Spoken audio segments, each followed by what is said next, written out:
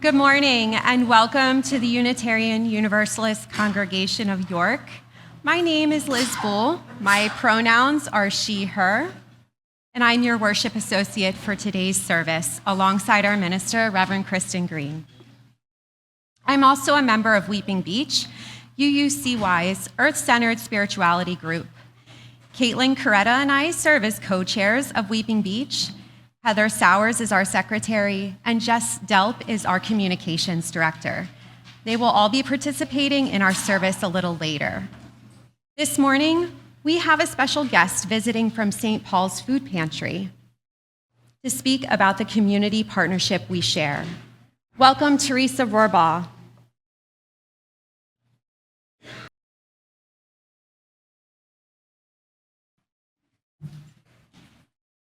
Morning.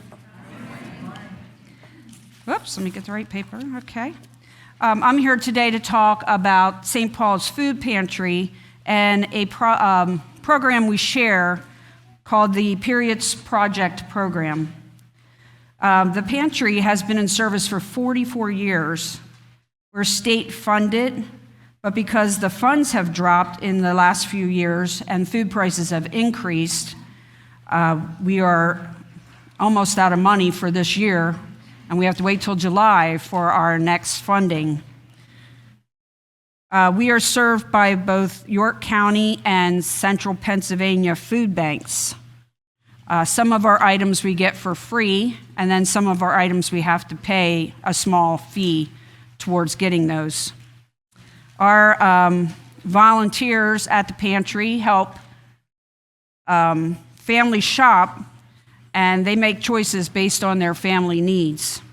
We serve an average of 65 families, and we work for a 2-hour period on every Tuesday morning. We use 30 to 40 volunteers a week between Tuesday, Thursdays, and Sundays when we stock the shelves. For the past 4 years, we've been able to supply the women in our pantry with women's products due to the Period Project program that we share with your church. When the project started, it was a national campaign, but then the funding lapsed in a few years. I've been working with Donna Alcorn to help supply these products to the women in our pantry. Donna orders the products and takes care of the fees, and then the products are shipped to our church and we hand the products out. Today, your congregation will start a month-long Share the Plate campaign to help fund this program. These women's products may not be purchased with the SNAP cards or food stamps that our clients get. They're not able to buy them because they're not a food item. So they're trying to change the legislation about this, and hopefully soon we'll be able to change that. The families must pay for these items out of pocket, and some families, I know one family that has 6 teenage daughters, so it's very difficult for them to keep up on these supplies. We give our products out twice a month, and so we give them out twice a month to these families. Usually about 60 products go out. So any amount of money that you could give towards this project would be a blessing for these women. They appreciate these products. St. Paul's would also like to thank everyone who works in the garden here at your church. Planting, weeding, harvesting, and delivering fresh herbs and vegetables to our garden. We've been doing this project for a very long time, and it really helps our clients. They love coming in and seeing all the fresh herbs and vegetables, and they get to choose 2 or 3 items to take home with them. So that's a huge blessing also. Thank you for your time.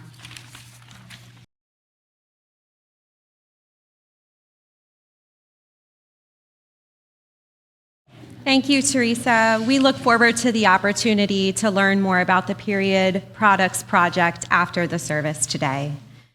There will be a lot of ways to connect after today's service, in addition to coffee hour. Weeping Beach has erected our maypole outside in the labyrinth. Christine Harrop-Stein will be leading a workshop on facing retirement and conscious aging. And Reverend Christin will be presiding over a brief ceremony to dedicate the white oak planted by Ellen Diana in memory of her husband, Reverend Arthur Hover. All are welcome to join in any of the post-service activities. Please make sure to note all the important announcements listed on the back of our order of service. Scan the QR codes with your phone for more events, activities, updates, and information for newcomers. After our time for all ages this morning, children and youth are invited to gather downstairs for religious education classes. For families with very young children who would like childcare during worship, our nursery is also staffed and available downstairs. Whoever you are, whomever you love, we are glad your faith journey brought you here today. The mission of this congregation is to nurture a loving community, inspire lifelong spiritual and personal growth, and act for a better world. We welcome all of you joining us in person and online. If you are joining us for the first time, we invite you to visit our welcome desk to fill out a newcomer card or send an email to welcome@uucy.org so that we might get to know you. Let us now mark this time made sacred by our presence by taking a collective breath.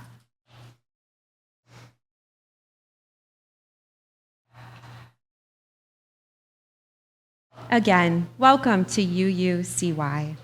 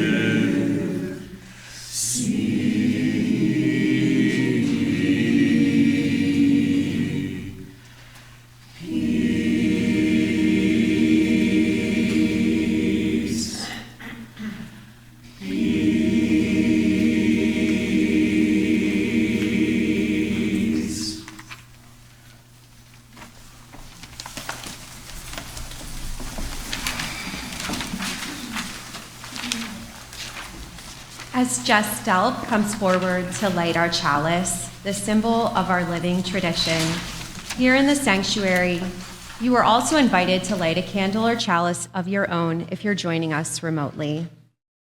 This morning, we light with the words of Reverend Michelle Collins.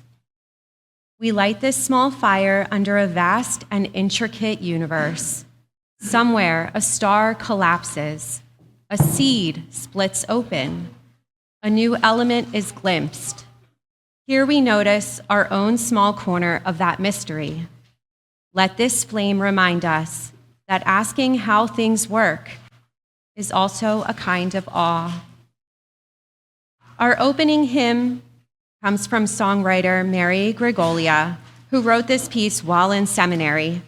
She recalls in a conversation with a colleague that she set a scene, made space, and tried to make the song happen, but nothing came. It was only when she let go, when she stopped trying to control it, that the music arrived, whole and complete, as a gift. She came to understand that what is deepest in us doesn't open on command. In this hymn, she sings of the rose, a life that is meant to open, even through fear, even through change, even through letting go. All are invited to remain seated as we join together in singing hymn 396 in our gray hymnal, I Know This Rose Will Open.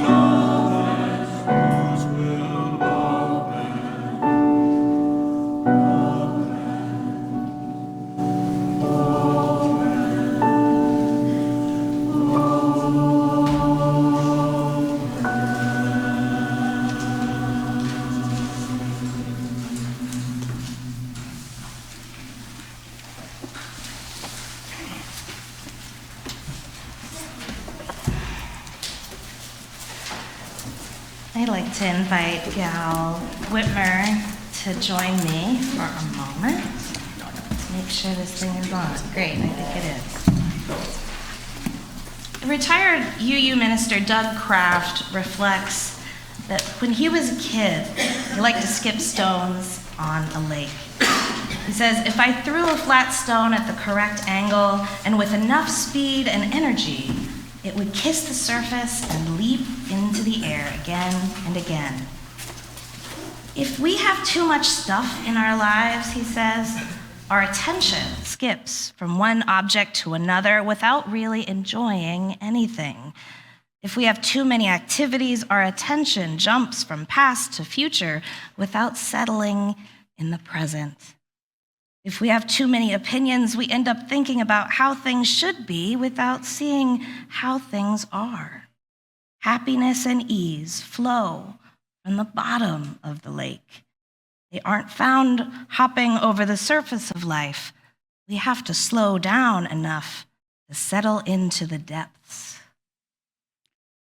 Today, we honor one of the most active programs at UUCY, Our Whole Lives, aka OWL, which is a comprehensive lifespan sexuality education program grounded in Unitarian Universalist values, helping people of all ages build knowledge, self-worth, and respect for themselves and others. I invite the OWL facilitators, any that are here today, to come forward and stand with us at the front. I know we have about 18 people trained. We won't have them all here today. 2, Janelle and Zach, are over teaching right now in our 8th 9.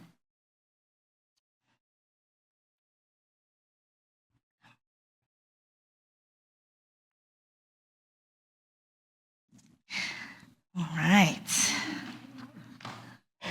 Zach is here. Now, in a world that asks us to move quickly, to skim across the surface, our OWL program has always chosen a different path that makes space for depth. In your work as OWL facilitators, you have lived into the promise of shared ministry. The understanding that the work of nurturing, guiding, and growing our community belongs to all of us. You have helped create spaces where young people can slow down to notice what is true, to ask honest questions, and to be met with care and respect just as they are. You have offered a kind of presence that cannot be rushed, and a kind of leadership that is rooted not in authority or hierarchy, but in relationship.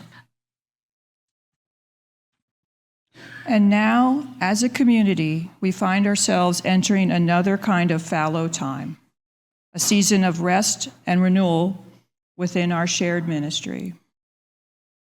We are choosing to take a step back from constant doing so that we can tend to connection, to relationship, to the work that continues quietly beneath the surface. This act of slowing and releasing is a deepening, not an ending. Not a withdrawal, but a regrounding in what sustains us. Today, we pause to honor our OWL facilitators not only for what they have done, but for how they have carried this shared ministry with care and intention, and with a deep respect for the dignity and worth of every person. We offer you 2 small symbols of that work. We're going to have the OWL pin. It's a sign of wisdom, honors the way you have listened deeply, seen clearly, and guided gently as ministers among us.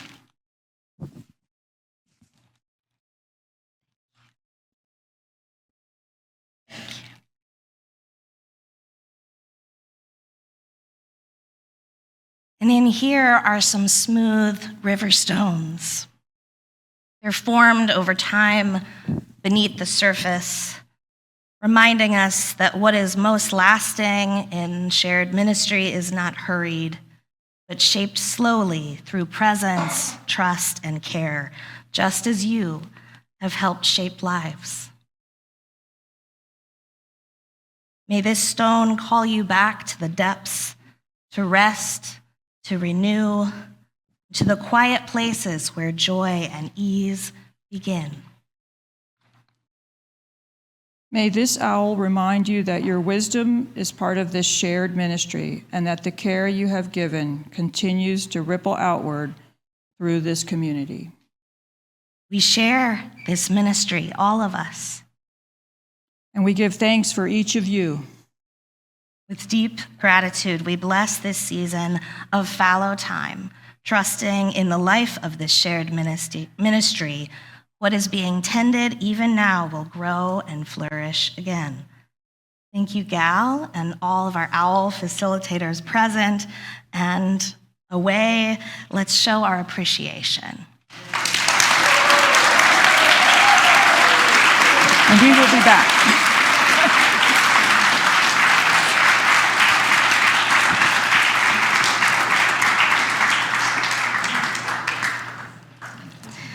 Thank you so much. As we continue awakening our curiosity of what fallow times might bring, I see that Heather Sowers has a special friend, given that our special friend Rainbow is away this week. She'd like to introduce you to this special friend, and I think she has a book that she'd like to share. So would anyone who feels young in body or in spirit and would like to join us on the rug, come and meet this friend and see the beautiful pictures close up. Good morning, everybody. This is Foxy. Foxy's never going to replace Rainbow, but you're welcome to give Foxy a hug. That's right, I love that song. So I have a book written by someone who grew up in Maryland, just south of us. It's called PAX, Strength in Numbers. We got a lot of awesome faces today. That's so exciting. PAX. Herds. Does anybody know what animal this is? You're close. It is a buffalo or a bison, yeah. Ooh, huddles. What's this animal? Yeah. And pods. What animal's in a pod? Dolphins, yeah. Together we are better. Butterflies. This is a very snuggly picture of lions. We lions live in a pride, and proud we are. Our strong bonds come from our keeping close. We use purrs, licks, and nuzzles to express our feelings and relate to one another. Together we nurture.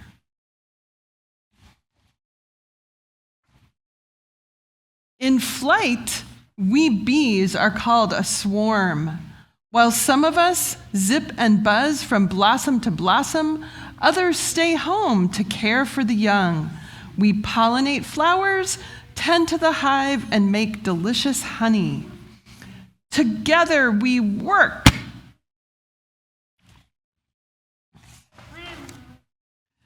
We flamingos can be found in the thousands. We are known as a flamboyance. We do everything together. Feed, flock, sleep, and grow. When it's time to find our mates, we frolic in a fabulous foxtrot. Together we dance.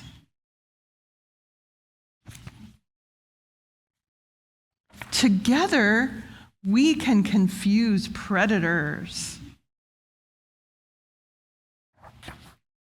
Together, we bask in the sun.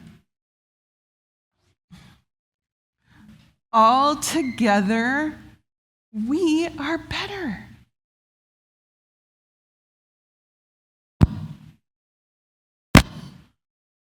Thank you, friends, for coming up to read this story with me. Our hymn of response, our song of response.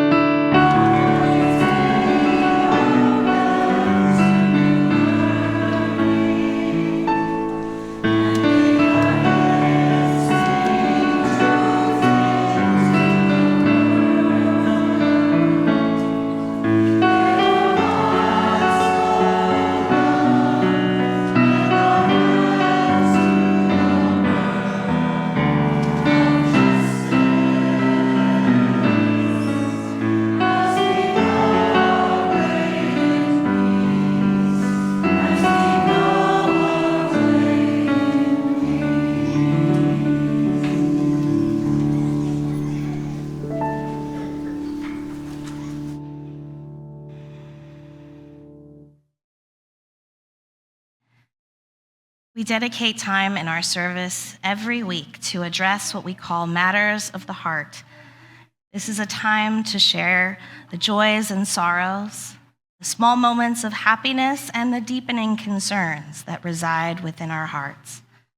You may choose to submit something for Matters of the Heart anytime on our website, in our Beacon newsletter, or by writing a note and placing it up here on the pulpit on Sunday morning. I will also check in on our folks gathered online today and see what is on their hearts. I wonder if Caitlin would come and light our candles for us. We light a candle of courage for the brave new members of our choir, members of the common good tasks, plugging in ways that they feel comfortable and willing to try. We light a candle of healing and hope for all those going through cancer treatments and diagnoses, illnesses seen and unseen. We light a candle of hope for the children of Gaza and the children detained by ICE. We light a candle of appreciation for the many hands and hearts who offer their gifts of service. And as we learn their names and faces, may we extend our gratitude to Lynn for greeting us at the door, Suzanne and Tess for offering warmth from our welcome desk, Pat for providing beautiful flowers, Ben and Steve for serving as ushers, Joan and Sandy for counting our collection, Craig and Sandy and so many others in the kitchen brewing our coffee and helping wash the mugs afterward. For Anne and Joel and Sarah for keeping us online all over the world. May all those whose labors remain unnamed feel held by our expansive gratitude and forgive us for our omissions. May we increase our awareness of all the invisible ways that we share in this sacred work underneath the surface. We light one final candle this morning for all that remains unspoken within our hearts. It may feel too large or too small to share. You may not be ready to hear it read aloud. Please know that this community holds these things with you, even if the words never come. We honor all that we carry within us and know that the flame of our faith kindled here resides within us also at all times. So may it ever be, and amen. All are invited to remain seated and lift their voices with the choir if they learn to say, I am sending you light to hold you, to heal you. I am sending you light to hold you in love.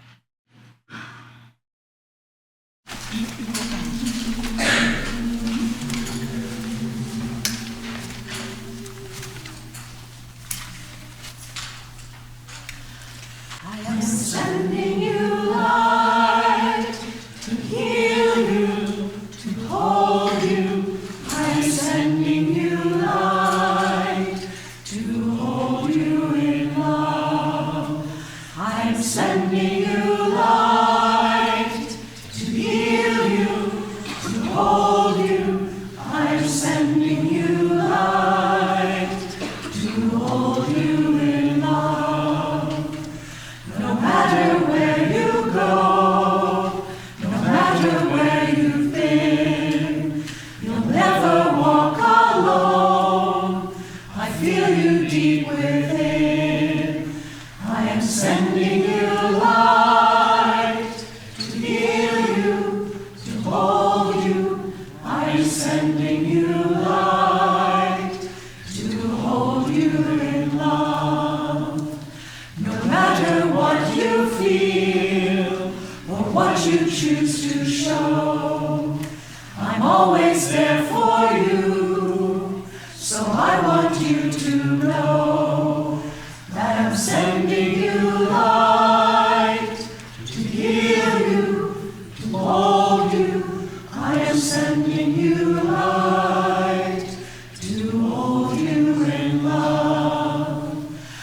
I walk the path with you. Go slowly, don't you hurry. I'll go just like you need. There is no need to worry, 'cause I'm sending you light to heal you, to hold you. I am sending you light to hold you in love. I am sending you light to heal you, to hold you. I am sending you light to hold you in love.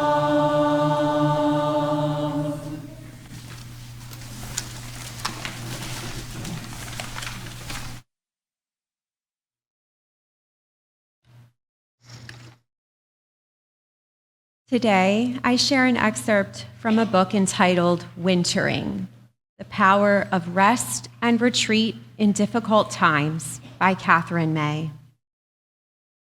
We are in the habit of imagining our lives to be linear, a long march from birth to death in which we mass our powers, only to surrender them again, all the while slowly losing our youthful beauty. This is a brutal untruth. Life meanders like a path through the woods. We have seasons when we flourish and seasons when the leaves fall from us, revealing our bare bones. Given time, they grow again.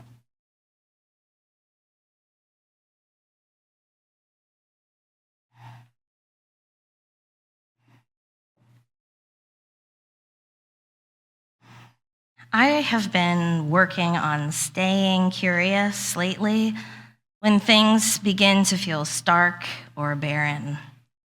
And it is not easy these days. Whew. That must be why this spiritual theme for the month has landed here in May, this practice of awakening curiosity. It is a practice. And I know I'm not alone on this practice journey. I remember years ago sitting in a room at a conference for religious professionals of color called Finding Our Way Home. I was only in my second year of seminary at the time, and I didn't yet know if I belonged as a person of color at this conference, let alone as a religious professional. Reverend Carol Thomas Sissel, who's known by many as Rev CTC, stood before us, commanding attention with the way she held silence. I'm certain that many of us leaned in closely, anticipating her wisdom. And she asked us to close our eyes and imagine a teacup and saucer that was made especially for us. Our personality, maybe our ministry, our identity, our style, our favorite colors, maybe a shape that pleased us. And she said, imagine this teacup and saucer, and I want you to imagine looking inside the cup for your favorite beverage, maybe coffee or tea or hot chocolate or something else. And then she asked an interesting question that threw me a bit. How full is your saucer? And I remember feeling surprised that Reverend CTC was not landing the illustration within the well-known reminder that you cannot pour from an empty cup. The saucer was in focus instead. And I don't know if you tried this visualization just now, but I remember my saucer very clearly. It was empty, bone dry, and I was actually proud of myself for not spilling. Then she explained how we've been trained and conditioned to undernourish ourselves and base our sense of self-worth on productivity, on how much we give and serve and do. We've been serving from our own reserves, she said. and continue to wonder why we feel so drained all the time. She suggested that we were never meant to serve from our own cups to begin with. That part is for us. That's what we need to survive. When we serve from the saucer, we maintain what we need while giving of ourselves only what we can from the overflow. She urged us to nourish ourselves so much that we would reach a point of spilling over. It felt profound, as expected, and also disappointing in a way. I had no idea how I could possibly nourish and refill my ever-draining cup so it would eventually spill over into the matching saucer that I had imagined for myself. Was she really telling a room full of tired, anxious folks to take what felt like adequate nourishment and double it? The message reminded me of that Zen proverb, you should sit in meditation for 20 minutes a day unless you're too busy, and then you should sit for an hour. Sometimes it feels frustrating, but also clarifying and enlightening. When we ask these questions, where am I going to find this hidden hour? Where am I supposed to find this endless spring of nourishment? Are we curious that it might be preloaded inside our systems? And our systems are just waiting for us to notice it, to take that time that's already built in. It makes sense that something like this would feel so uncomfortable because it's counterintuitive to our conditioning and our training. But if curiosity can wake us enough from our fever dreams of scarcity, of not enough, we might turn to the earth in all of its cycles and seasons for reminders of life that actually thrives largely due to periods of refilling and resetting, patiently nourishing itself before giving birth to nourishment for us. What if we don't have to seek out an everlasting source, but instead settle into the bottom of the lake where rest, connection, and ease flow? Consider fruit trees, especially apples and oranges. They alternate with their neighbor trees, a year of abundant fruit followed by a quieter year. After a heavy season, the tree literally needs to recover, to restore nutrients, to strengthen roots, and prepare for future growth. Even within a single year of cycles, a season of dormancy is essential. No leaves, no fruit, and yet something deep and unseen is happening. We learn that trees planted in packs, known in the tree community as orchards, are able to produce more fruit than one tree alone, not just because of the numbers, but because the work of production is shared back and forth. Bears and bats and groundhogs, so many animals enter extended periods of rest. Heart rate slow, metabolism drops, activity nearly stops, and it can look like the end, a disappearance. But it's actually survival and restoration. Without these seasons, they wouldn't make it.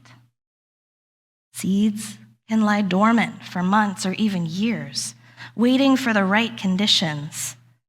Cold, darkness, stillness. They aren't obstacles for the growth of the seeds. They're prerequisites. The pause and the dark and the stillness is part of the process. Even beneath the forest floor, there's a vast living network.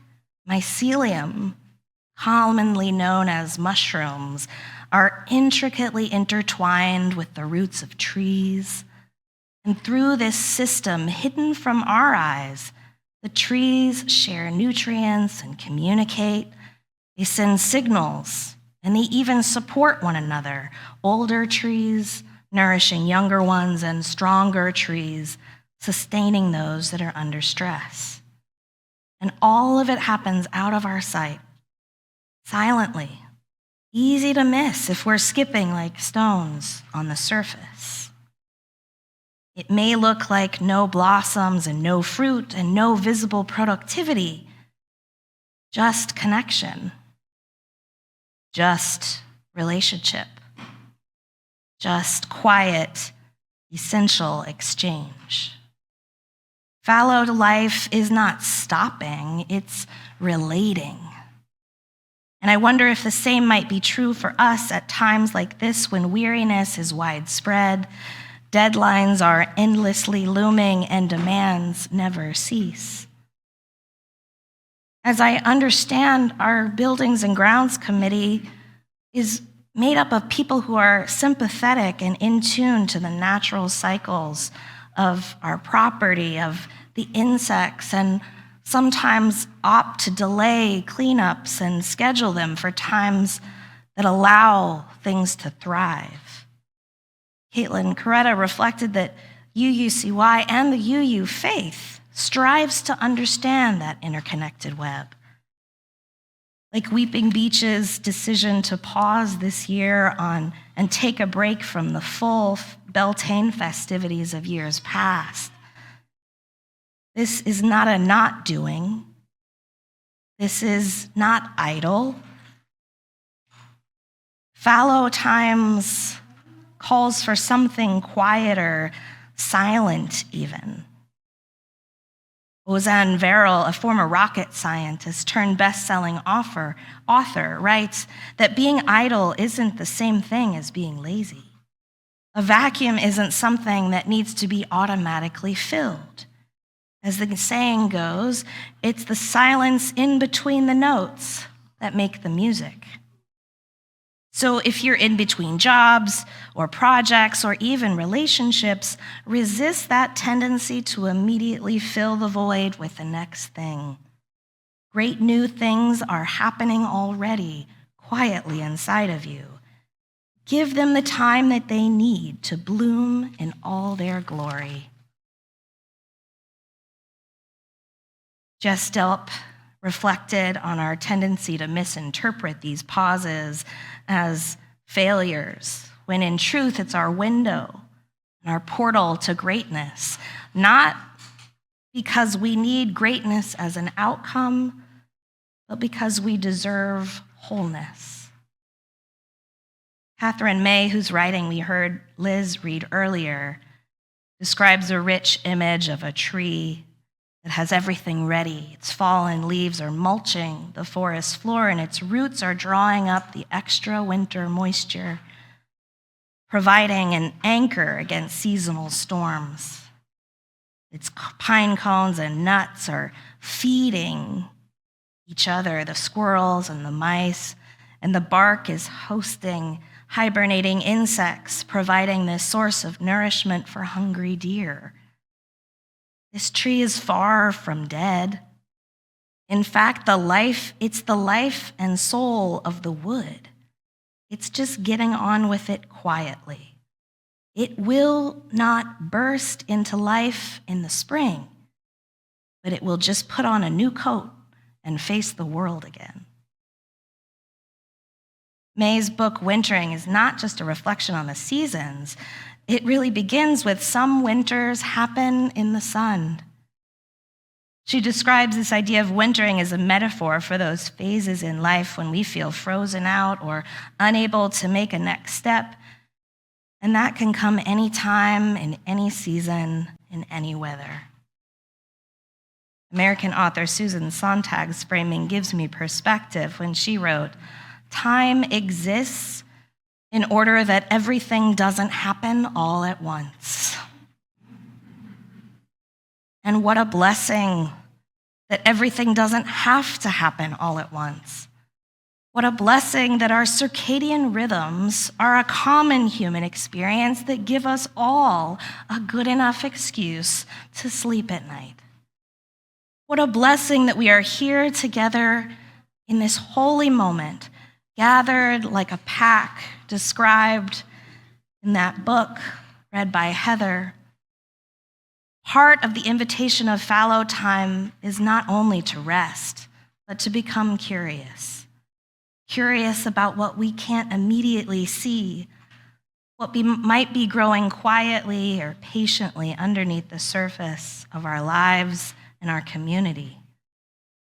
Because when we're always moving, always producing, we rarely stop long enough to ask, what is happening here that I don't yet understand and appreciate? Curiosity slows us down. It softens our certainty, and it opens us to possibility. It allows us to notice the subtle work of connection, the ways we're sustaining one another, often without even realizing it. And I have to wonder if what we need most during fallow times is fellowship or fallowship. A time when even as visible productivity slows, we grow more attentive to the hidden networks of care.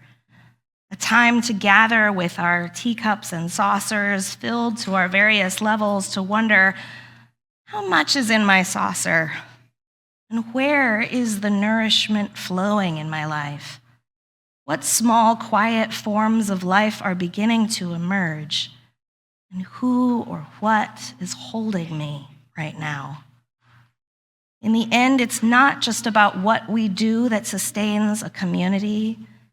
It's about the unseen web of relationships and our willingness to stay curious enough to trust that this interconnected web, made sacred by our presence and our practice, is there. Blessed be. May it be so. And amen. I invite you in body or in spirit to join us in singing our hymn of response in our teal hymnal, number 1040, Hush.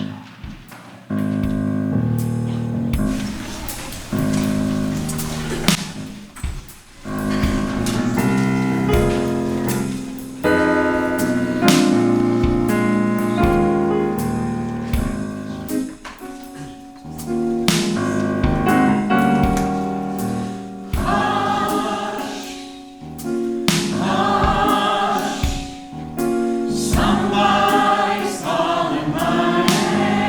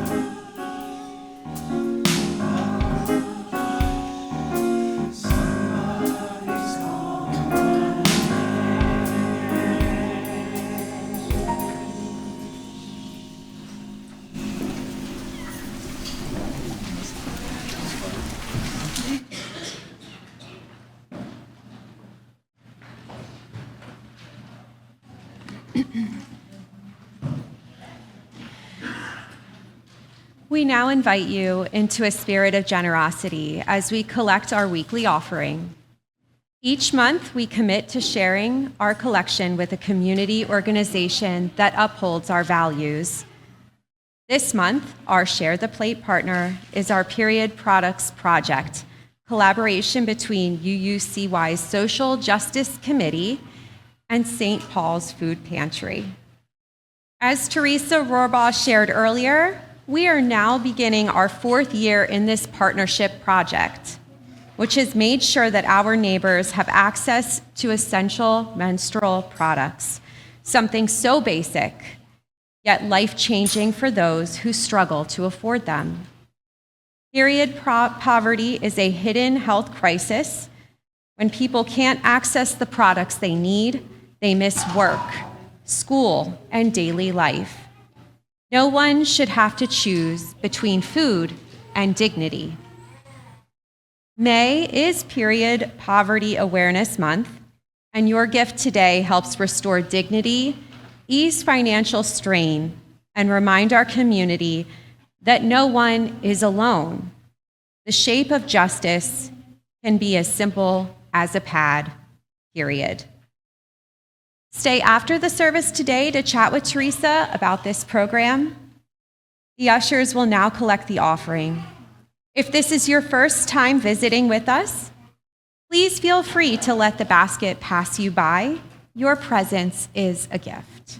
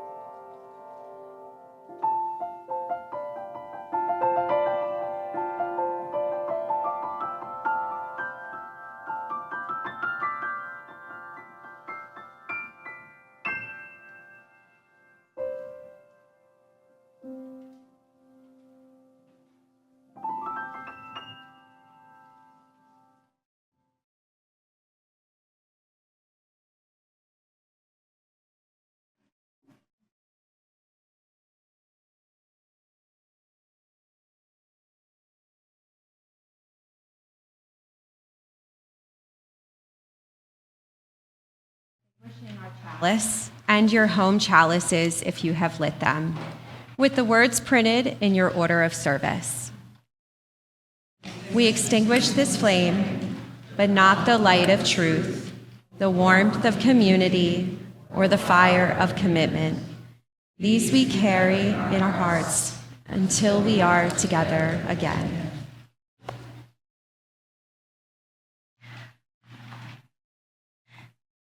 My colleague just north of us in Harrisburg, Reverend Brand Lennox, says that we have chosen to bring ourselves each week here in the sanctuary space to gather as a community of faith, as seekers, wanderers, appreciators of nature, connoisseurs of curiosity, and creators of connection.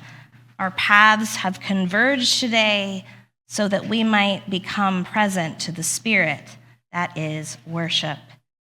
And in Unitarian Universalism, we use worship as a time to rest in what feels most important to us. to lift up those things worthy of our honor and praise. And today, friends, that thing worth lifting up is you. Just hold yourself in that moment. Just place a hand on your heart,